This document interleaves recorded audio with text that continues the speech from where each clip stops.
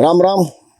Me Prakash Mahajan, Mahajan and Mahajan YouTube चॅनलसाठी फार मोठा गाजावाजा करून स्वतःला एक पीडित, शोषित, वंचित समजून एक ज्याला म्हणतात विक्टिम कार्ड खेळून फार मोठ्या दिमाखात अभिजित दिपके हे भारतात आले आणि त्यांना असं वाटलं की विमानतळावर आल्यावर त्यांना अटक केली जाईल, त्यांच्या आंदोलनाला परवानगी दिली जाणार नाही आणि मग त्याच्यातून आपण एक गोंधळ निर्माण करून याची वाट या देशातले बरेच लिब्रांडो, बरेच अर्बन नक्सलाइट्स आणि बरेच थोतांड पत्रकार वाट पाहत होते.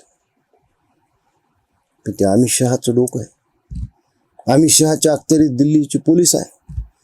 अमित शहानी काहीच प्रतिबंध केला नाही. म्हणले या तुम्ही परवानगी आहे सकाळी मागितली ना, लगेच देऊन टाकली. म्हणजे 10 ते 5 करा आंदोलन. आणि काय झालं त्या आंदोलनाच्या ठिकाणी? 200 पत्रकार, 300 कॅमेरे, 500 यूट्यूबर्स आणि 2000 पोलीस. आंदोलक किती होते? ज्यांचे इंस्टाग्रामवर 2 कोटी फॉलोअर्स आहेत, 2 कोटी, त्याच्या 1% सुद्धा लोक आले नाहीत.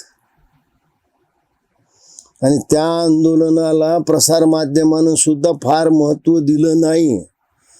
कारण ज्या प्रश्नाचा हव्वा एक उभा केला होता, खरं म्हणजे नीटच्या परीक्षेचे पेपर लीक झाले. जुनी एक पद्धत अशी होती की 3 व्यक्ती पेपर सेट करायचे आणि कोणत्या शेवटच्या क्षणी कोणता पेपर 3 पैकी एक इले कुणालाच माहीत नसायचं. त्याच्यामुळे त्या काळात पेपर फुटीचे प्रकार कमी व्हायचे. पेपर फुटला ही अत्यंत दुर्दैवी घटना आहे. याच्यावर या देशाच्या शिक्षण मंत्र्यांना राजीनामा द्यायला पाहिजे का? माझं वैयक्तिक मत आहे, द्यायला पाहिजे. एक नैतिक जबाबदारी समजली पाहिजे. पण आता नीतिमत्ता आणि राजकारणाचा फारसा काही संबंध राहिला नाही. ते मोदी आहेत. मोदीने सगळं आपल्या देखरेखीखाली घेतलं. म्हणजे प्रश्नपत्रिका सुद्धा वायुदलाच्या विमानातून पाठवायचं ठरलं असं मी ऐकतोय. एक संधी तर सरकारला द्यायला पाहिजे होती. आणि येणाऱ्या नजीकच्या मंत्रिमंडळाच्या रिशफलिंगमध्ये बहुधा हे खातं धर्मेंद्र प्रधानकडून जाणार होतं. पण याच्या आड जे आंदोलन काल उभा राहिलं, काय पाहिलं तिथं आपण? छीन के लेंगे आझादी, हम लेंगे आझादी. डफलीवाली गँग JNUची, त्या डफलीवर SFI लिहिलेलं होतं. तिथं आलेले लोक, हा संजय सिंग आपचा खासदार, तिथं जा, त्या आंदोलनाला जा म्हणून बैठका घेत होता. मला एक मुलाखतचे काही अंश पाहायला मिळाले.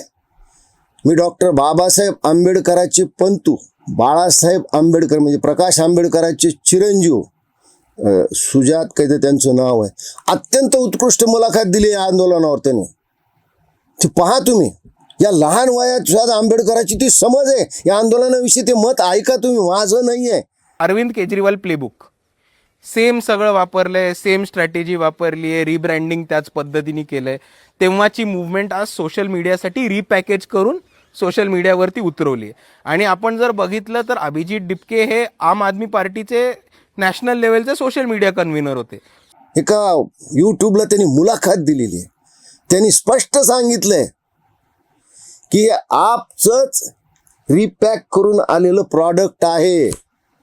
याच्यावरून लक्षात घ्या तिथं आलेले लोक कोण होते. ज्या दुर्दैवी 15 विद्यार्थ्यांनी आत्महत्या केल्या, शेवटची जी आत्महत्या बिचारी आमची नागपूरची ती मुलगी होती, अत्यंत तणावाखाली होती, त्यापैकी कोण होतं तिथं? आणि बरं मला सांगा की विद्यार्थी होते का तिथं? सगळे जर पाहिलं तर बापे होते. विद्यार्थ्यांचा फार संबंध नाही. 0.5% सुद्धा जमलेल्या गर्दीपैकी विद्यार्थी नव्हता. आणि तुम्हाला हे आंदोलन करायचं होतं स्वतःचे प्रतिमा उजळ करण्यासाठी, स्वतःचं नेतृत्व प्रस्थापित करण्यासाठी. म्हणून समाज माध्यमाचा आधार घेतला. अरे कुठे तुझे 2 कोटी फॉलोअर्स? सोनम वांगचू सारखा सुद्धा नेता शिंग मोडून वासरात घुसला. तुम्हाला आंदोलन करायचं होतं धर्मेंद्र प्रधानच्या दारात जाऊन बसायचं, पंतप्रधानाच्या दारात जाऊन बसायचं, पण आंदोलन ज्यांच्यासाठी करतो ते राहिले बाजूलाच. त्यांच्यातला एक कुणीतरी प्रवक्ता आहे, त्याला दिल्लीतलं ऊन सहन होत नाही म्हणून एक ज्येष्ठ नागरिक त्याला वारा घालतोय आणि हा ज्यूस पितोय. हे आंदोलन यांचं. सकाळी 11ला सुरू झालेलं आंदोलन 2-2:30 वाजता गुंडाळलं. गर्दीच काही नाही. आणि मग दिल्लीतली गरमी सहन होईना म्हणून ज्याच्यामुळे हे आंदोलन झालं, ज्यांनी हे सगळं घडवलं, तू एसी कारमध्ये बसून निघून गेला. अशी आंदोलन आहेत. आज मी मुद्दामून माझा अनुभव तुम्हाला सांगतो. 73 साली जे मराठवाड्यात आंदोलन झालं ना साहेब, परभणीमध्ये आम्हाला असं मारलं. त्यावेळेस परभणीच्या गावाच्या बाहेर एस टी स्टँड होतं आणि तिथे वीटभट्ट्याचे खड्डे होते. माझा एक मित्र पोलिसाचा मार चुकवा म्हणून त्या वीटभट्टीच्या खड्ड्यात पाण्यात पडला. पोलिसांनी त्याला सांगितलं आम्ही टाकलेली काठी घेऊन वर ये, आणि त्याच्या अंगावर अशी कुठे जागा राहिली नव्हती जिथं वळ नव्हता. ही आंदोलन आम्ही केलेत. आम्ही विद्यार्थी होतो. कसलं झेंजी म्हणता तुम्ही? त्या काळात जामीन घ्यायला कोणी पुढे येत नव्हतं. आणि मग काय मी म्हणलं ना की महान क्रांतिकारक मोहन रानडे ज्यावेळेस भारतात सुटून आले, जे स्वागत झालं नव्हतं ते आता स्वागत. तो कोण अभिजित संभाजीनगरचा रहिवासी, तो कुठल्या मार्गाने येणार, काय मार्गाने येणार, त्याचे फोटो, त्याचे आईबाप रडायले, ठीक आहे, आईबापांना काळजी वाटणं स्वाभाविक आहे. पण मला सांगा, आम्ही सुद्धा जेलमध्ये गेलो. रात्री 12 वाजता उठून आम्हाला पोलीस कस्टडीमध्ये ठेवलं आणि सकाळी 6च्या गाडीनं नाशिकला सेंट्रल जेलला पाठवलं. अरे आमची आई तर TB न आजारी होती बेटी, आम्हाला भेटूही शकली नाही. त्यावेळेस असा मीडिया नव्हता आणि मीडियाची हिंमत सुद्धा नव्हती. आज बसल्या जागी जे लोक सरकारला दोष देतात, सरकारचा चूक असला तर दोष दिलाच पाहिजे. पण तुम्ही म्हणता ना की स्वातंत्र्य नाही. किती स्वातंत्र्य आहे तुम्हाला? मला सांगा की एका माणसाच्या संरक्षणासाठी 10 पोलीस अधिकारी आणि 80 कॉन्स्टेबल. अरे एवढी सुरक्षा आता पंतप्रधानाला सुद्धा नाही आहे. आणि पुन्हा तुम्ही ओरडता या देशात आता लोकशाहीचा गळा घोटला जातो. संविधानाप्रमाणे हा देश चालला जात नाही. अजून काय पाहिजे तुम्हाला? म्हणून म्हणलं ना, हे आंदोलन फक्त आणि फक्त सरकारच्या विरोधात होतं, एका विशिष्ट पक्षाच्या विरोधात होतं. हरकत नाही सरकारच्या विरोधात आणि त्या पक्षाच्या विरोधात, माझं काही म्हणणं नाही.